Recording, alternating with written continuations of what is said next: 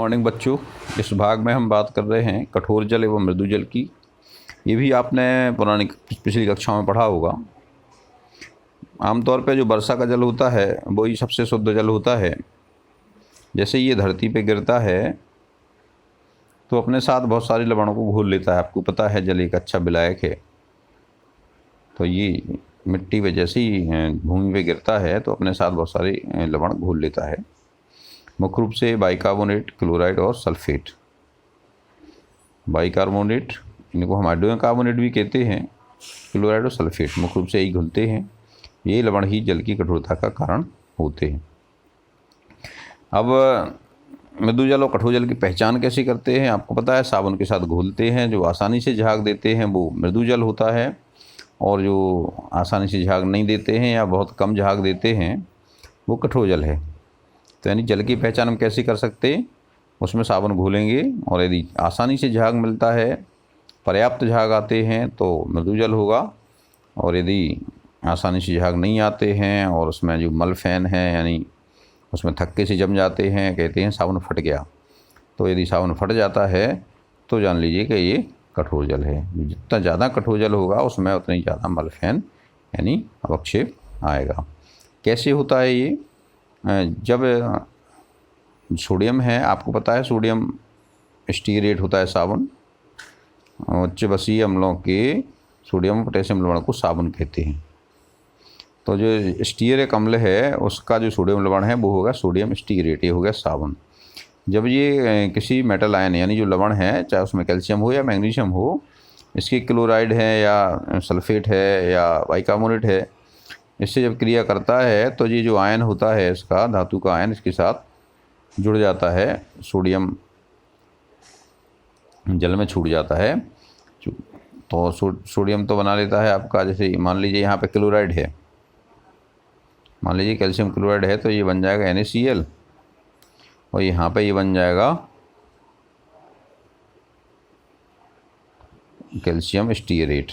और जो calcium stearate है वो जल में अविलेय है, इसलिए ये अवक्षेप के रूप में नीचे जम जाएगा। जो फट जाता है ना साबुन, दिखता अपन को थक के, वो मलफेन यानी अवक्षेप है, वो इन्हीं का है। यदि कैल्शियम लवण है तो कैल्शियम स्टीयरेट होगा, मैग्नीशियम लवण है तो मैग्नीशियम का स्टीयरेट होगा, तो ये जम जाता है। इस तरह से ये कठोर जल साबुन के साथ थक। और कठोर जल जो अपना जो बॉयलर होते हैं, जो स्टीम बॉयलर होते हैं, उनके लिए भी उपयुक्त नहीं होता है। उसमें ये पपड़ी जमा देता है और स्टीम बॉयलर की दक्षता को कम कर देता है। स्टीम बॉयलर पता है आपको कहाँ काम में आते हैं? जब हम भाप से बिजली बनाते हैं, जहाँ पे जो थर्मल पावर स्टेशन होते हैं वहाँ पे इसका उपयोग होता है। उससे ही हम टरबाइन चलाते हैं भाप से। तो उनमें जो बॉयलर होते हैं उनमें इनकी जो लवण हैं, इनकी पपड़ियाँ जम जाती हैं, इसलिए जो लवण रहित मृदु जल होता है उसको उपयोग करना चाहिए। मृदु जल आपकी धुलाई के लिए भी अच्छा होता है और स्टीम बॉयलर्स के भी अच्छा होता है। अब कठोरता ये दो प्रकार की होती है। यदि जल में केवल बाइकार्बोनेट यानी हाइड्रोजन कार्बोनेट लवण घुले हुए हैं, यानी ये कैल्शियम हाइड्रोकार्बोनेट या मैग्नीशियम हाइड्रोकार्बोनेट है, यानी MgHCO3 या CaHCO3 है, तब तो इसको उबालने पे ही अलग हो जाते हैं। जैसे हम इसको उबालते हैं तो ये मैग्नीशियम हाइड्रोक्साइड और कैल्शियम कार्बोनेट के रूप में पृथक हो जाते हैं। ये माने अवक्षेप हो जाता है। जो नीचे हमने तीर लगाया हुआ है इसका मतलब ये अवक्षेपित हो गए। तो इस तरह से ये जो कठोरता होती है, अस्थायी कठोरता, वो उबाल करके दूर की जा सकती है। दूसरी विधि है क्लार्क विधि। क्लार्क विधि में चूने की कैलकुलेटेड वैल्यू मात्रा अपन डाल देते हैं। चूने की परिकलित मात्रा इसलिए डालते हैं, ज़्यादा डालेंगे तो चूना ज़्यादा हो जाएगा। तो जैसे ही उसको टेस्ट करके उसकी मात्रा कैलकुलेट करते हैं कि इसको अवक्षेपित कराने के लिए कितनी चूने की मात्रा चाहिए होती है, उतनी मात्रा डाल करके इसको हम कैल्शियम कार्बोनेट और मैग्नीशियम हाइड्रोक्साइड के रूप में अवक्षेपित कर लेते हैं। उसको छान के अलग कर लेते हैं तो अस्थायी कठोरता दूर हो जाती है। दूसरा प्रकार होता है स्थायी कठोरता का। ये स्थायी कठोरता होती है कैल्शियम और मैग्नीशियम के क्लोराइड और सल्फेट लवण के कारण, यानी कैल्शियम क्लोराइड हो या कैल्शियम सल्फेट हो या मैग्नीशियम क्लोराइड या मैग्नीशियम सल्फेट हो, इसके कारण जो कठोरता उत्पन्न होती है वो उबालने से दूर नहीं होती, यानी इसको उबालने पर ये लवण अलग नहीं होते हैं। इनके लिए कुछ अलग विधियां हैं। पहला तो है धावन सोडा से उपचार। जो धावन सोडा होता है, सोडियम कार्बोनेट होता है, ऐसे इससे क्रिया कराते हैं तो यहाँ पे कैल्शियम कार्बोनेट या मैग्नीशियम कार्बोनेट जम जाता है और NaCl पानी में घुला रहता है। ये पता है आपको, NaCl कठोरता का कारण नहीं होता है, इसलिए जल मृदु हो जाता है। यहाँ पे खारा और मीठे से मतलब नहीं है, नमक रहेगा तो खारा तो रहेगा, लेकिन इसकी कठोरता दूर हो जाएगी, यानी साबुन के साथ झाग देगा। सल्फेट है अगर तो सोडियम सल्फेट बन जाएगा, लेकिन यहाँ पे ये कार्बोनेट के रूप में जमा हो जाएगा, उसको छान के अलग कर लेंगे। दूसरी विधि है कैल्गोन विधि। ये सोडियम हेक्सा मेटा फॉस्फेट एक पदार्थ होता है, इसको कैल्गोन कहते हैं। इसको जल में मिलाने पे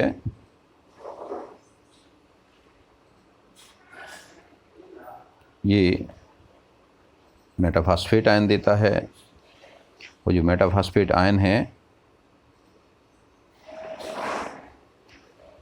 वो लवण को अपने साथ ऐड कर लेता है, इस धातु को, और ये मेटाफॉस्फेट आयन इसके साथ धातु लवण को लेकर के अलग हो जाता है और जल में सोडियम लवण मुक्त करता है। तो सोडियम लवण चूंकि कठोरता उत्पन्न नहीं करता है, तो इस तरह से कैल्गोन विधि से भी हम स्थायी कठोरता को दूर कर सकते हैं।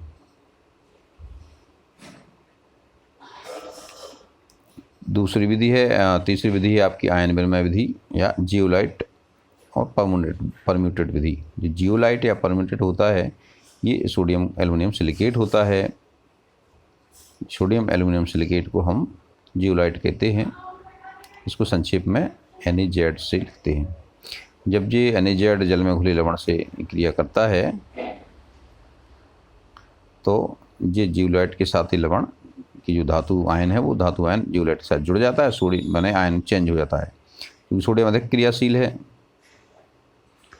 तो सोडियम का आयन मुक्त हो जाता है, उसकी जगह पे ये जो कैल्शियम और मैग्नीशियम के जो आयन जल में उपस्थित हैं जो कठोरता का कारण है वो जियोलाइट के साथ जुड़ जाते हैं, यानी आयन का एक्सचेंज हो जाता है, आयन बदल जाता है। यहाँ पर सोडियम आयन जुड़ा था जियोलाइट के साथ, अब यहाँ पे मैग्नीशियम या कैल्शियम आयन जो भी उपस्थित है वो इसमें जुड़ जाता है। इस तरह से आयन विनिमय हो जाता है। और जब पूरा सोडियम इसका ख़त्म हो जाता है बदलने के लिए, तो हम फिर से इस जियोलाइट को NaCl द्वारा उपचारित करते हैं। इसको कहते हैं इसका रीजनरेशन, यानी इसको पुनर्जनन कहलाता है। ये क्या कहलाता है? इसका पुनर्जनन, यानी दोबारा जी एक्टिव हो जाता है, यानी फिर से इसमें सोडियम आयन बन जाते हैं और ये फिर से आयन विनिमय के लिए तैयार हो जाता है और फिर से और जो मैग्नीशियम और कैल्शियम के आयन हैं उनको एक्सचेंज करने में सक्षम हो जाता है। इसको कहते हैं इसका पुनर्जनन। इस तरह से ये बार बार काम में लाया जा सकता है। चौथी विधि है संश्लेषित रेजन विधि। ये विधि जियोलाइट विधि से भी अधिक दक्ष है। इसमें धनायन विनिमयक रेजन का उपयोग किया जाता है। ये धनायन विनिमयक रेजन बाइसल्फाइड समूह युक्त एक बृहद कार्बनिक अणु रहता है, यानी इसमें जो R जो होता है ना, R एक एल्किल समूह होता है, एक लंबी चैन होती है और इसके साथ जैसे हम NaCl के साथ क्रिया कराते हैं तो ये RNA के रूप में कन्वर्ट हो जाता है और ये RNA ही आयन विनिमय के लिए प्रयुक्त होता है। RNA जब यहाँ जल में उपस्थित मैग्नीशियम या कैल्शियम लवण के संपर्क में आता है तो ये सोडियम को विस्थापित कर देता है, सोडियम अलग हो जाता है और इससे जो हाइड्रोकार्बन की जो चैन है उसके साथ मैग्नीशियम या कैल्शियम जो भी उपस्थित है लवण वो इसमें जुड़ जाता है और सोडियम आयन जल में मुक्त हो जाता है। इस तरह से जो ये भी आयन एक्सचेंज विधि है, ये भी आयन को चेंज करती है, माने सोडियम आयन की जगह पे इसमें मैग्नीशियम या कैल्शियम का जो आयन है वो इसमें जुड़ जाता है। तो ये भी एक समय बाद ख़त्म हो जाती है, तो इसको भी रीजनरेशन करना पड़ता है, इसका भी पुनर्जनन करना पड़ता है। पुनर्जनन के लिए इसमें भी हम सेम विधि का उपयोग करते हैं। इसमें भी हम NaCl से इसको उपचारित करते हैं और यहाँ पर जो धातु आयन फंसे हुए हैं, ये धातु आयन क्लोराइड के रूप में मुक्त हो जाते हैं, इनको अलग कर देते हैं और फिर से ये आपका आयन एक्सचेंज के लिए तैयार हो जाता है RNA बन करके। इस तरह से बार बार इसको करेंगे तो ये जल को विखनिजित यानी डीमिनरलाइज्ड और डीआयोनाइज्ड वाटर के रूप में हमें प्राप्त हो जाएगा। हम इसको, इस क्रिया को हमें सक्सेसिव यानी कई बार इसको करना पड़ता है। जैसे एक बार हमने जल को शुद्ध कर लिया, उसमें थोड़े बहुत मिनरल बच जाएंगे, हम इसको फिर से करेंगे, थोड़े और मिनरल जो कम होंगे वो निकल जाएंगे। बार बार जब इस काम को करेंगे तो जल के सारे खनिज लवण उसमें से मुक्त हो जाएंगे और हमें अंत में शुद्ध विखनिजित तथा विआयनित जल प्राप्त हो जाता है। तो इस तरह से ये हमारा अध्याय कंप्लीट हुआ। तिमाही के लिए काफ़ी महत्वपूर्ण है, इन प्रश्नों को अच्छे से देख लीजिएगा।